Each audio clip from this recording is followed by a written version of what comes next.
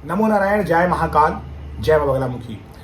सभी मेरे दर्शकों का बहुत बहुत स्वागत है। और आज का विषय बहुत ही अद्भुत और महत्वपूर्ण है आप सभी लोगों के लिए। मुझे ऐसे कई कमेंट देखने को मिले हैं जिसमें लोगों के अंदर ये जिज्ञासा रहती है, और मेरे कई भाई बहन इन सब चीज़ों से परेशान हैं कि जब भी वो पूजा साधना करते हैं तो उन्हें संभोग के दृश्य दिखाई देते हैं। बहुत सारे गलत चीज़ें उनके साथ हो जाती हैं, कई बार उनका स्वप्न दोष हो जाता है। अब वो सवाल करते हैं, क्या मेरी साधना खंडित हो गई, क्या मेरी पूजा पाठ व्यर्थ चली गई।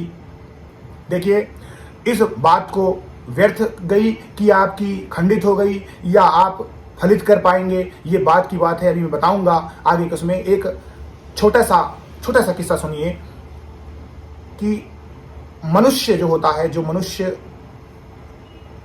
है, उसके अंदर देवी देवता के तत्व भी होते हैं और उसके अंदर नेगेटिव तत्व भी होता है। आप जहां पर भी पूजा पाठ कर रहे हैं उसके आसपास भी नेगेटिव एनर्जी मौजूद है। आप में से कई लोगों को कई बार ऐसा अनुभव भी हुआ होगा। अगर आप डर जाते हैं, कवच नहीं करते हैं या अपने आसपास इर्द गिर्द आप घेरा नहीं लगाते हैं और आप डर जाते हैं, तो 100% आपको उसी तरीके का माहौल देखने को मिलेगा। आपको लगेगा कोई आपको छू रहा है, किसी ने आपको टच किया, किसी ने बहुत बुरी तरीके से आपकी आवाज़ को आपको लगाया है, आपको कान में सुनाई दे रहा है, आपको हलचल दिखाई दे रही है। अब कुछ अच्छी संकेत भी होते हैं, तो देखिए आपके सोच के ऊपर है, अच्छे हैं बुरे हैं। लेकिन ये बात आप मान के चलिए कि अच्छे बुरे संकेत आपके खुद के एक्शन के ऊपर भी होते हैं, कितनी श्रद्धा और भक्ति से आप काम कर रहे हैं। अगर सच्चा श्रद्धा भक्ति से हम काम करते हो तो अच्छे संकेत होंगे। सच्ची श्रद्धा भक्ति से आप काम नहीं करते हैं और आपके तरीके गलत हैं, मनगढ़ंत हैं, अनगढ़ हैं, तो आप ये मान के चलिए आप निगेटिव चीज़ों को भी अट्रैक्ट करेंगे। और ये चीज़ें बहुत जल्दी खिंचती हैं क्योंकि आपके आसपास हैं। सबसे पहले एक जो मेल मनुष्य प्रजाति होती है, उसमें क्या होता है कि आपको सबसे पहले क्या चीज अट्रैक्ट करती है, चुड़ैल। और जो फीमेल होती हैं उनको अट्रैक्ट करते हैं ब्रह्म राक्षस। ये दोनों ही ब्रह्म राक्षस और चुड़ैल जो होती है, ये एक प्रकार से कह सकते हैं कि आशिक मिजाज प्रवृत्ति होती है इनकी, आशिक मिजाज। तो ऐसे में क्या होता है कि अगर आप में से किसी के ऊपर भी किसी ने कुछ किया कराया कर दिया है, या आपने गलतीवश कहीं ऐसी जगह से निकले जहां किसी ने मना किया और आप अपने आप को बहुत समझते हैं कि नहीं ये जी होता नहीं है, मैं देख लूँगा या मैं देख लूँगी, आज देखते हैं। बहुत से लोग ऐसे करते हैं, जैसे अपने जगह में आजकल का जो सिस्टम चल रहा है, जहाँ रूल्स होता है यहाँ से फूल मत तोड़े तो वहाँ पर तोड़ेंगे, यहाँ मत कूदें वहाँ कूदेंगे। और इसके अलावा भी बहुत सारी चीज़ें होती हैं जो मैं बोल नहीं सकता हूँ, आप सभी लोगों को पता है। हम वही काम करते हैं जहाँ हमको रोका जाता है।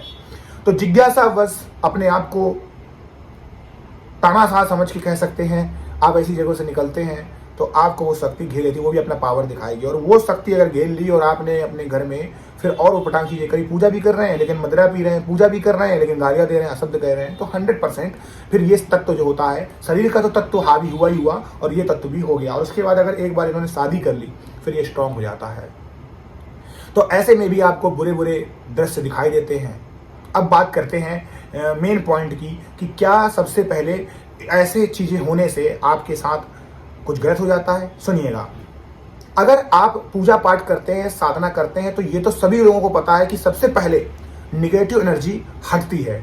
और जो भी निगेटिव एनर्जी है वो कभी भी नहीं चाहेगी कि ये इंसान, ये भक्त, ये साधक, ये साधिका इस मार्ग में आगे बढ़े, क्योंकि उसने सोच रखा है कि अगर शीला नाम की कोई लड़की है, वो इतने बजे सोती है, यानी वो 12-12, 2-2 बजे सो रही है, सुबह देर तक सूरज चढ़ जाता है तब तक वो उठ नहीं रही है, दोपहर तक। तो जैसे ही आपने सुबह उठना चालू किया, पूजा पाठ करना चालू किया, तो शक्ति बोली अरे ये क्या हो गया, ये कैसे कर सकता है। तो वो आपको जी तोड़ मेहनत करेगी, तोड़ेगी, भ्रमित करेगी वहां से कि आप ये काम ना कर पाओ। तो देखिए, यहां पर ही आपके आत्मविश्वास की परीक्षा होगी कि आपका कितना सच्चा आत्मविश्वास है। आपके दिमाग में ये आएगा अरे लोग खेल रहे होंगे, मोबाइल चला रहे होंगे, मैं भी मोबाइल चलाऊं, मैं खेलूं, मुझे याद कर रहा होगा। चीजें आपको भ्रमित करेंगे, आपको हटना नहीं है। वो कहानी है, वीर तुम बढ़े चलो, धीर तुम बढ़े चलो, फिर सामने चाहे पहाड़ हो। तो ये सच्चाई है, आपको हटना नहीं है, आप आगे बढ़ते रहिए, 100% में विजय पा लेंगे। अगर आपका इसी बीच में आपने कुछ सोचा नहीं है, आपके एक्शन गलत नहीं थे और सहसा में कोई ऐसा कृत्य आप नहीं देखते हैं, लेकिन आपका कुछ भी तरीके से स्वप्न दोष हो जाता है, नाइट फॉल हो जाता है, तो आप ये मान के चलें कि इसका कोई भी प्रकार का दंड आपको नहीं भुगतना पड़ेगा, चाहे किसी भी देवी देवता की आप पूजा क्यों ना कर रहे हो। इसका प्रोसेस हो सकता है कि आपके शरीर से वो निगेटिव एनर्जी निकल रही है, आपके दिमाग में बहुत सारे पहले से भाव ऐसे थे जिसकी वजह से स्वप्न दोष हुआ। तो परेशान मत होइए, इसकी वजह से आपकी पूजा साधना खंडित नहीं होती है, लेकिन इसका मतलब ये भी नहीं है कि आपको सिद्धि मिल जाएगी। लेट्स से आपने अप्सरा की पूजा की, आपने यक्षिणी की पूजा की और चीजें की, तो ऐसा मन नहीं है कि आपका स्वप्न दोष हो गया तो ये पूजा खंडित होगी। खंडित नहीं हुई, लेकिन सिद्ध भी नहीं होगी, क्योंकि सिद्धि का मतलब यही होता है कि जब आप इन सब चीजों से परे हो जाएं, और इन सब चीजों से परे आप तब होंगे जब धीरे धीरे आप अपने ऊर्जा के स्तर को बढ़ाएंगे। एकदम से किसी मंत्र को कूद के सीधे एक दिन में 15-20 हजार माला मत करिए। आप 108 बार भी अगर सही से उस मंत्र का उच्चारण करते हैं और धीमे स्वर में करते हैं, लयबद्ध तरीके से करते हैं और खींच के करते हैं, और उसी पे आपका ध्यान केंद्रित है, आपकी ईश्वर के प्रति जो आपकी मूर्ति है उस पर ही ध्यान केंद्रित है, तो वो 108 अक्षर ही केवल आपके 15,000 के बराबर हो जाते हैं। तो ये जरूरी नहीं है कि कोई भी साधक 15,000 करेगा, 1 लाख करेगा तो वो उससे उच्च कोटि का। याद रखिएगा, आपके भाव के ऊपर ये चीज निर्भर करती है कि किस प्रकार से आप आगे बढ़ेंगे। भाव के ऊपर है आपका। तो अगर आपका भाव सच्चा है लेकिन कुछ चीजें आपकी नहीं है, तो 100% आपको कोई दिक्कत नहीं आएगी। आपकी नाइट फेल हो जाए, आपके उसी समय में महावारी आ जाए, तो इसका भी दोष आपको नहीं लगेगा। ये सब नेचुरल प्रोसेस है, ये सब नेचुरल तरीके हैं। ईश्वर जिसने आपको बनाया वो सब जानता है। लेकिन अगर इसके अलावा आप गॉड को चैलेंज करते हैं कि आप पूजा पाठ साधना के समय में आपके दिमाग में वो ख्याल आ रहे हैं, आप चीजें ऐसी पढ़ते हैं, आप रील ऐसी देखते हैं, आप ऐसे सिनेमा को देख रहे हैं, आप ऐसे बारे में सोच रहे हैं, आप ऐसे कृत्य कर रहे हैं, शराब पी रहे हैं, मांस मदिरा कर रहे हैं, फिर ये गलत हो जाता है। ऐसे में आप कितनी भी पूजा पाठ साधना करते हैं तो सिद्ध नहीं होगी। तो अपने आज के इस वीडियो में मैं आपको यही बताना चाह रहा हूं कि अगर आपका अनजाने में ये कृत्य हो रहा है तो एक तरीके से आपके मलिन चीजें जो है वो निकल रही हैं। इससे परेशान मत होइए, धीरे धीरे ये आपकी चीजें सही हो जाएंगी। सही टाइम पे सोया करिए, सही टाइम पे खाना खाया करिए, अच्छा खाना खाइए, जला भुना मत खाइए, ये भी बहुत एक साइंटिफिक चीज होती है। ऐसे दृश्यों को मत देखिए, ऐसे दृश्यों के बारे में मत सोचिए। ईश्वर का चेहरा याद करने की कोशिश करिए। जब भी पूजा पाठ करें उस समय हाथ पैर धो के ही करें। जब सोने जाएं तब भी ठंडे पानी से ही अपने पैरों को धोएं। तो आप देखेंगे कि आपकी चीजें सही होना अपने आप स्टार्ट हो जाएगा।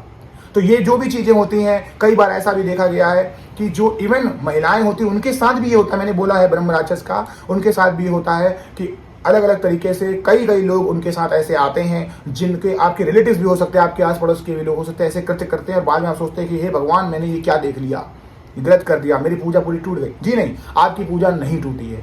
आप परेशान मत होइए, कोई प्रॉब्लम नहीं है। अगर आपके इरादे गलत नहीं है, लेकिन अगर आपके इरादे गलत है, आप यही सोचते हो कि ऐसा हो, तो गलत है।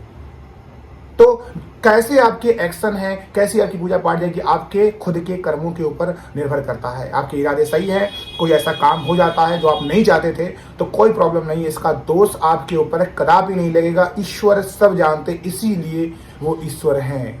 वो इन सब चीज़ों से परे हैं, सब पता है उन्होंने जो चीज़ बनाई है। अगर वो हो रही है और आपके तरीके गलत नहीं है, तो भक्ति में आपके कोई खोट नहीं है, आपके अंदर कोई खोट नहीं, कोई भी प्रॉब्लम नहीं है। तो ये बात आप जान लीजिए कि अगर आपको शुक्र दोष होता है, संभोग के दृश्य दिखाई देते हैं, आप इनके बारे में नहीं सोचते हैं, तो जो कृत्य आपने जानबूझ के ना किया हो, जिसमें आपका कोई इंटरेस्ट ना हो, वो अगर हो जाता है तो आप उसके दोषी नहीं होते हैं। अपनी पूजा पाठ को वैसे ही निरंतर करते रहिए, तरीके ढूंढिए कि कैसे इससे बचा जाए। भक्ति में ज़्यादा समय लगाइए, भक्ति में ज़्यादा शक्ति लगाइए, अपने भावों को लगाइए। ये चीज़ों से भी आप निजात पा लेंगे। मैं अपने इष्ट श्री हरिनारायण विष्णु से कामना करता हूँ आप सभी लोग जो ऐसे दृश्य देखते हैं, जो कृत्य करते हैं, इनसे आपको निजात मिले, आपके अंदर शक्ति प्रदान हो और आपके अंदर इन सब चीज़ों से लड़ने की क्षमता आए। आप लोग पूरी डबल स्ट्रेंथ से आगे बढ़ें और आपकी साधना कंप्लीट हो, पूर्ण हो, आपको सिद्धि मिले, आपकी मनोकामनाएं पूर्ण हो। नमो नारायण। जय महाकाल, जय माँ बगलामुखी।